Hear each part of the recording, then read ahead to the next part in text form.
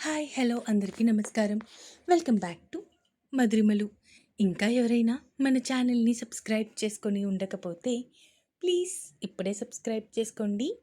ఇక లేట్ చేయకుండా మన స్టోరీలోకి వెళ్ళిపోదామా? ఇక కొంతసేపటికి పూర్తిగా తనని వదిలి పక్కకి చేరిపోయాడు యశ్వంత్.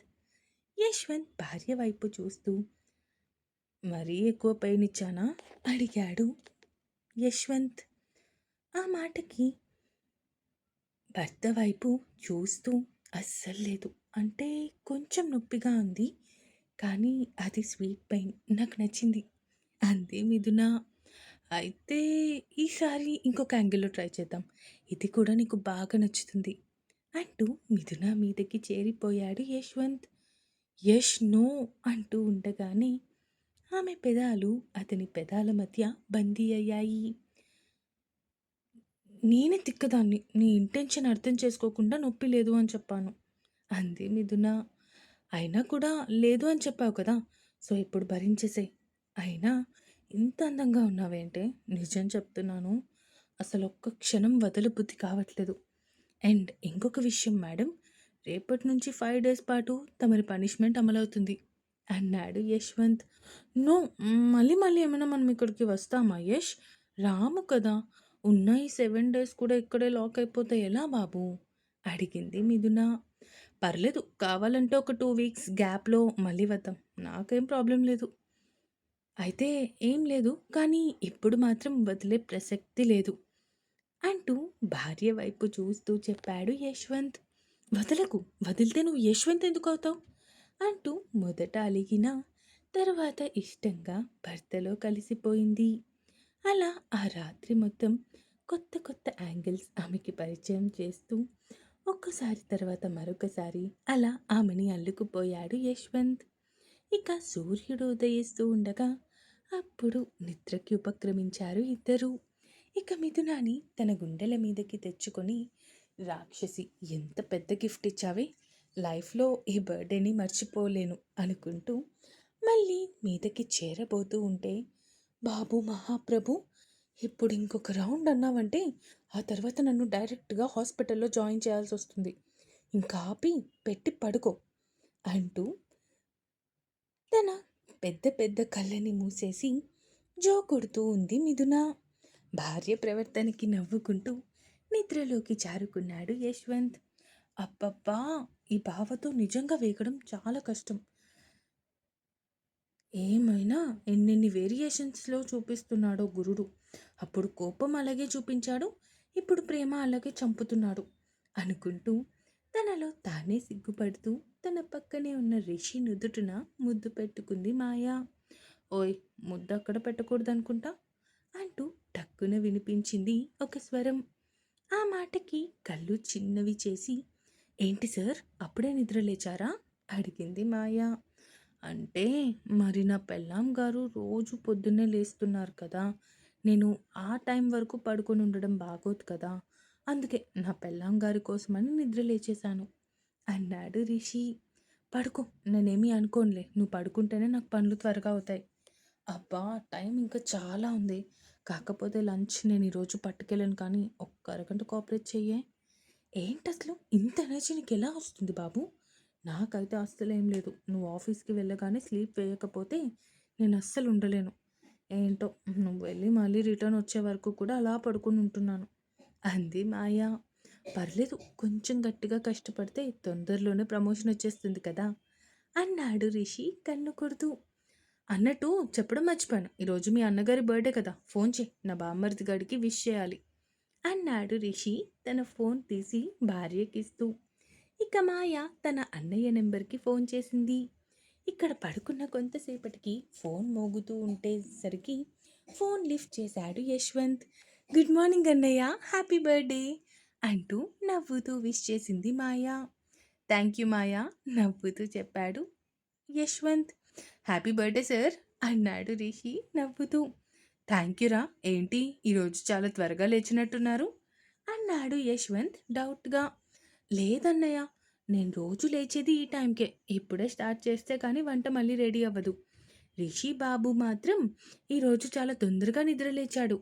ఎందుకు అని అడిగితే నీకు విష్ చేయడానికి అంట అంటూ భర్తని తన అన్న దగ్గర ఇరికించేసి ఫోన్ రిషి చేతికి ఇచ్చేసి అక్కడి నుంచి వెళ్ళిపోయింది మాయ. ఏంట్రా, నాకు విష్ చేయడం కోసం తొందరగా లేచావా? చాలా కొత్తగా అలవాట్లు చేసుకుంటున్నావేంట్రా? అడిగాడు యశ్వంత్. అంత సీన్ లేదు బావా, తొందరగా మెలకువ వచ్చింది అంతే. నీ చెల్లి దగ్గర ఏదో కవర్ చేద్దామని అలా చెప్పా. అది పెద్ద తింగర్ బుచ్చి కదా, నమ్మేసింది అన్నాడు రిషి. అలా ఒక 5 నిమిషాలు మాట్లాడుకొని కాల్ కట్ చేశాడు. ఇక అప్పుడే లక్ష్మి గారు ఫోన్ చేయడంతో ఇంట్లో వాళ్ళతో కూడా కొంచెం సేపు మాట్లాడి కాల్ కట్ చేసేసి తిరిగి మంచం మీద వాలిపోయాడు. ఇక అప్పుడే భార్య కూడా నిద్ర లేవడంతో కొంచెం సేపు పడుకోండి మేడం, పడుకొని ఎక్కువసేపు అవ్వలేదు కదా అన్నాడు కన్ను కొడుతూ. అబ్బా యష్, అది కాదు, నేను రోజు ఈ టైంకి నిద్ర లేస్తా కదా, అందుకే మెలకువ వచ్చింది అంది మిథున భర్త వైపు ప్రేమగా చూస్తూ. ఇప్పుడు చెప్పు, నైట్ ఎక్స్పీరియన్స్ ఎలా ఉంది? కొంటెగా అడిగాడు భార్య వైపు చూస్తూ. అబ్బా, మళ్ళీ మొదలు పెట్టావా?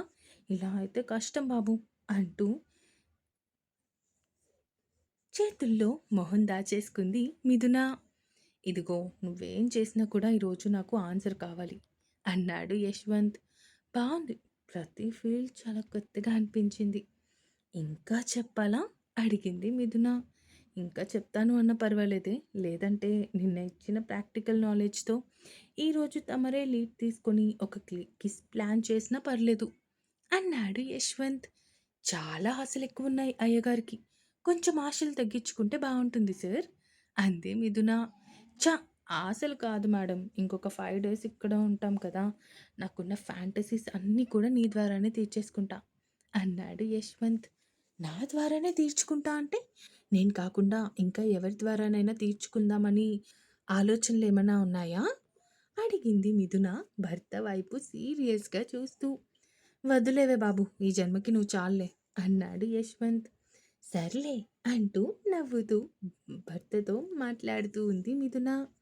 యశ్వంత్ మళ్ళీ చేతులతో తన మాయ మొదలుపెట్టి మాట్లాడుతూనే మెల్లగా మిథునాని మరొకసారి దగ్గరికి తీసుకొని తన పెదాలను అందుకున్నాడు యశ్వంత్. యశ్వంత్ వైపు ఒక చూపు చూసింది మిథున. యశ్వంత్ తిరిగి వలపు బాణాలు విసురుతూ ఉండడంతో ఇంకేం చేస్తుంది చెప్పండి, మళ్ళీ తలదించుకొని చిన్న కుక్క పిల్లలాగా భర్తకి సరెండర్ అయిపోవడం తప్పితే. సో మళ్ళీ పొద్దు పొద్దున్నే ఒక కొత్త అధ్యాయానికి తెరలేపాడు యశ్వంత్. ఆ రోజు మొత్తం వాళ్ళ చిలిపి సయ్యాటలతో గడిచిపోయింది. ఇక నెక్స్ట్ డే మిథున మరీ బలవంతం పెట్టడంతో ఇక తనని బయటికి తీసుకొని వెళ్ళాలి అని ఫిక్స్ అయ్యాడు. ఎక్కడికి వెళ్దాం అడిగాడు యశ్వంత్ భార్య వైపు చూస్తూ. నేనేమైనా ఇక్కడికి 10 సార్లు వచ్చానా ఏంటి? ఎక్కడికో ఒక దగ్గరికి తీసుకొని వెళ్ళు అంది మిథున.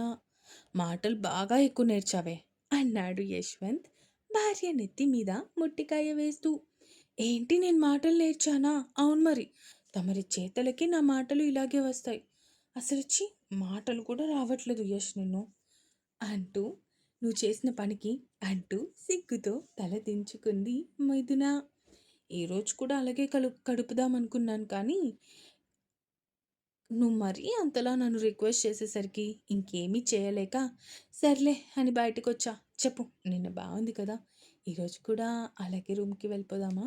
ఇంకా బయటికే వచ్చాం కదా, పర్వాలేదులే అన్నాడు యశ్వంత్ నవ్వు ఆపుకుంటూ. ఆ మాటకి భర్త వైపు కోపంగా చూస్తూ బయటకి నడిచింది. యశ్వంత్ కూడా నవ్వుకుంటూ అక్కడి నుంచి కిందకి వెళ్ళిపోయాడు. ఇక అక్కడి నుంచి ఆ చుట్టుపక్కల ఉన్న ప్లేసెస్ అన్నీ విజిట్ చేసుకుంటూ సాయంత్రం వరకు గడిపేసి అక్కడే తప్ప మ్యాగీ తప్ప ఇంకొక వస్తువు పెద్దగా దొరకట్లేదు అని కొనుక్కొని తినేసి తిరిగి రూమ్కి చేరుకున్నారు. యష్, మ్యాగీ తినలేకపోతున్నాను, ఇంకేదైనా ఫుడ్ తెప్పించు ప్లీజ్ అంటూ గారంగా భర్తని అడగడంతో ఇక్కడ మ్యాగీ తప్పితే ఇంకొకటి దొరకడం కష్టం, సో దొరికిన దాంతో కొంచెం అడ్జస్ట్ అవ్వడం మంచిది మిసెస్ యశ్వంత్ అన్నాడు యష్. పో యష్, నువ్వెప్పుడు ఇంతే అంటూ భర్త మీద అలిగి వాష్రూంలోకి వెళ్ళిపోయింది స్నానానికి.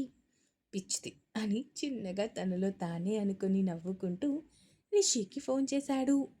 ఆ తర్వాత కొన్ని ఆఫీస్ విషయాలు మాట్లాడి ఇక భార్య రావడంతో కాల్ కట్ చేసేశాడు యశ్వంత్. ఇంకా ఉంది. ఈ ఎపిసోడ్ ఎలా అనిపించిందో కామెంట్స్ రూపంలో తెలియజేస్తారు అని కోరుకుంటున్నాను. అలాగే సబ్స్క్రైబ్ చేసుకోవడం మాత్రం మర్చిపోకండి. ఇక ఉంటాను. Bye bye.